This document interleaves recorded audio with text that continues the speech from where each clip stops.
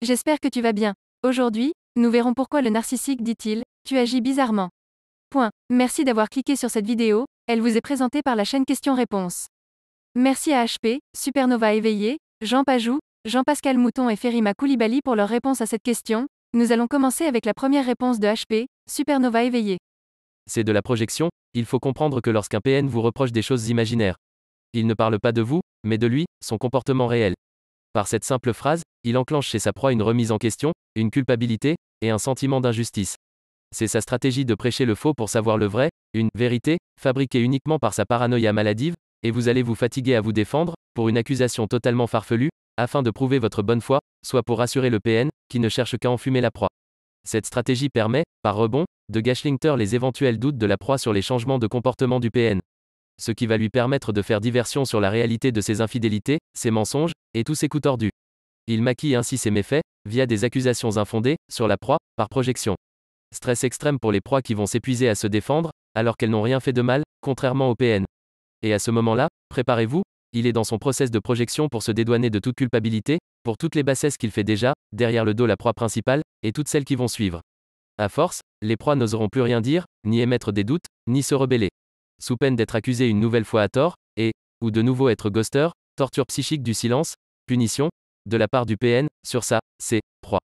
Le PN a fait le choix, depuis longtemps, à ne jamais rien assurer de ses actes, donc il croit à ses propres mensonges, et refuse de se voir tel qu'il est, une âme sans cœur, remplie de noirceur, qui rend son monde fade, sans saveur, sans but, sans vie et pathétique. Donc, une proie restera toujours son ennemi, quoi qu'elle fasse. Même s'il arrive à détruire une proie, et devient l'ombre d'elle-même, elle sera toujours trop lumineuse, et vivante, de son point de vue, car son raisonnement est dysfonctionnel, et tordu.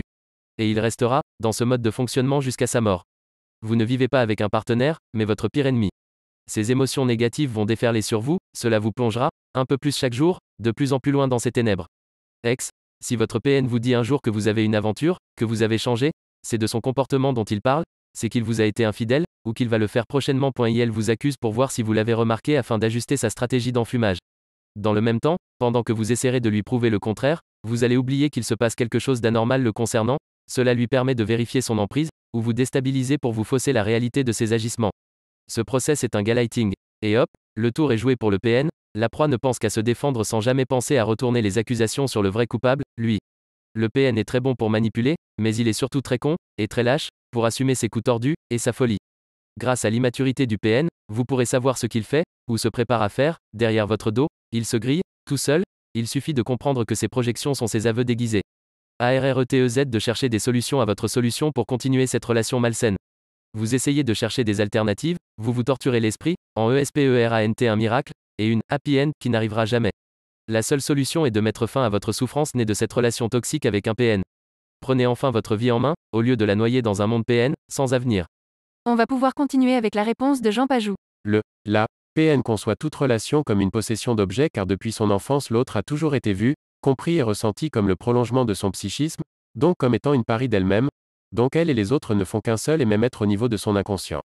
Mais au niveau conscient elle comprend malgré qu'il existe une séparation, une différence entre elle et l'autre, et cette existence est le début de toutes les contradictions de tous les problèmes et de la difficulté relationnelle.